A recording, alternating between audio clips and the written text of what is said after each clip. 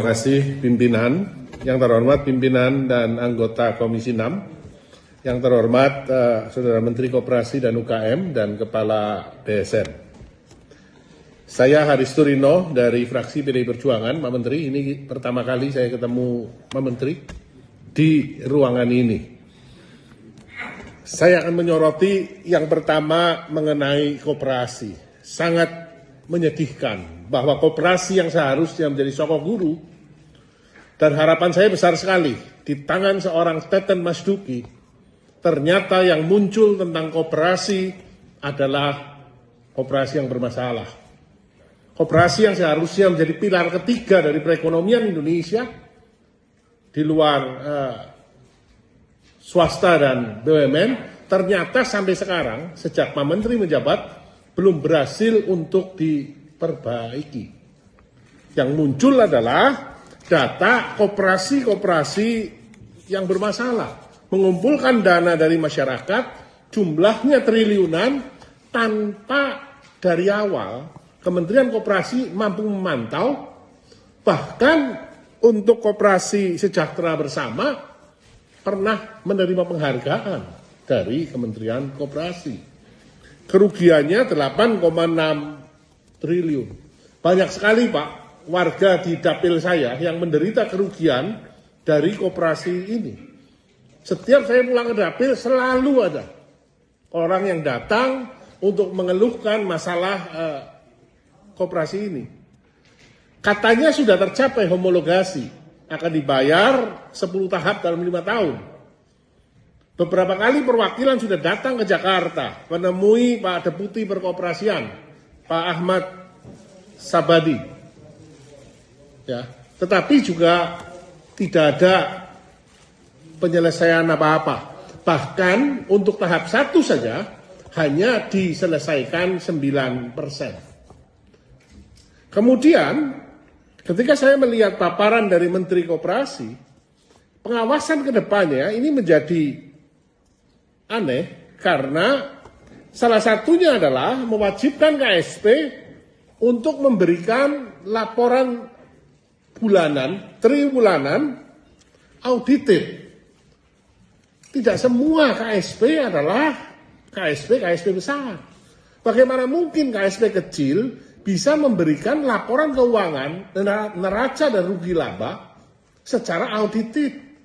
Ini langkah yang mungkin perlu dipertimbangkan, apalagi dari mana jasa auditnya nanti, biaya auditnya untuk KSP yang kecil. Ya. Berikutnya mengenai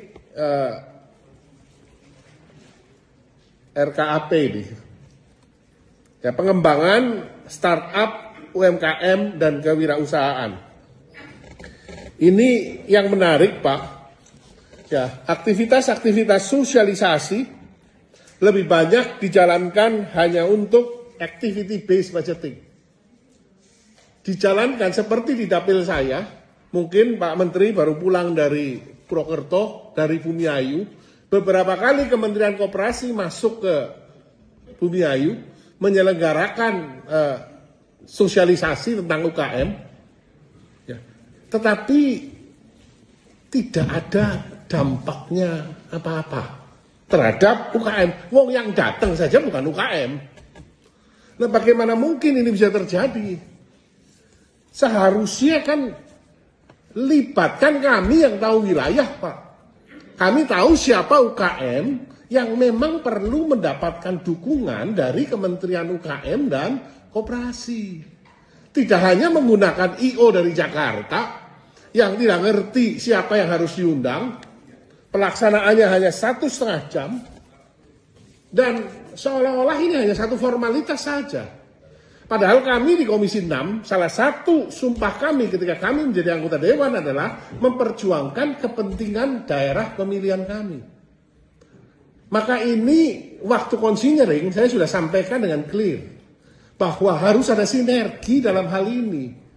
Bukan untuk kami, tetapi untuk UKM yang ada di daerah pemilihan kami. Supaya mereka merasa bahwa pelatihan, pendampingan itu memang dirasakan manfaatnya oleh mereka.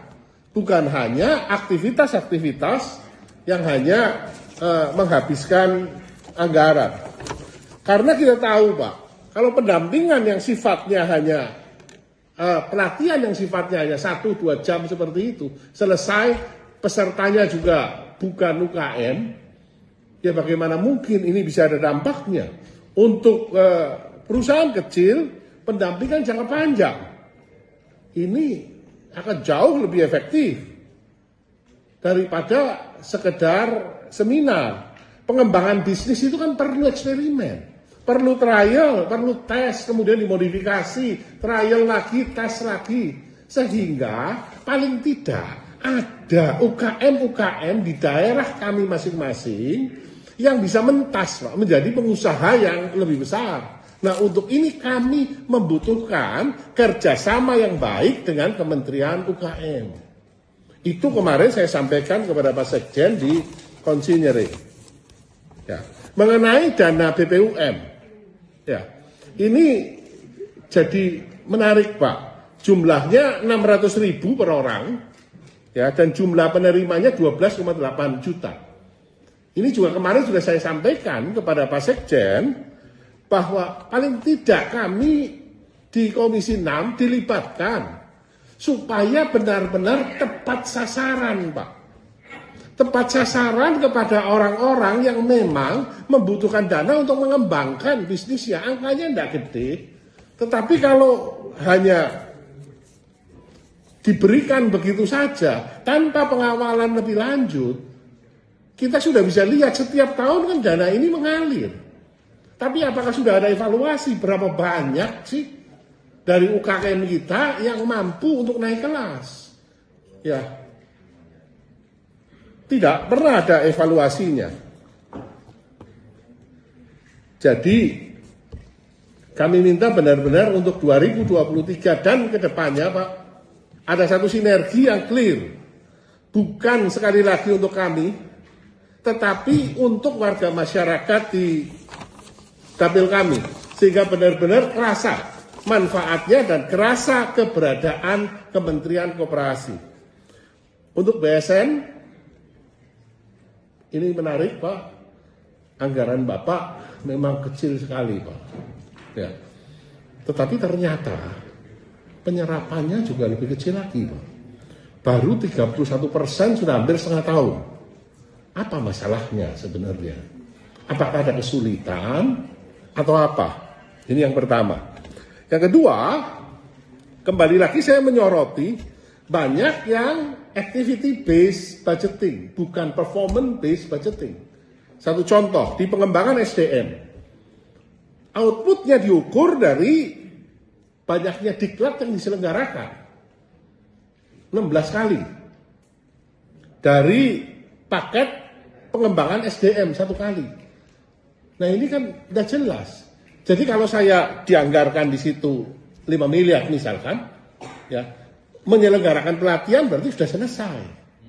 Padahal kan dampaknya dari pelatihan itu apa sih?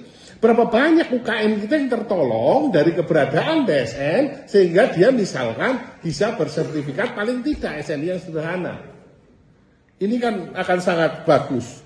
Contoh yang lain adalah pengembangan standar dan penilaian kesesuaian output. Ya, Bintek 2000 stakeholders. Ya paling tidak dampaknya setelah Bintek Pak bisa dilihat dari situ sehingga berguna untuk masyarakat yang kami wakili. Terima kasih. Assalamualaikum warahmatullahi wabarakatuh.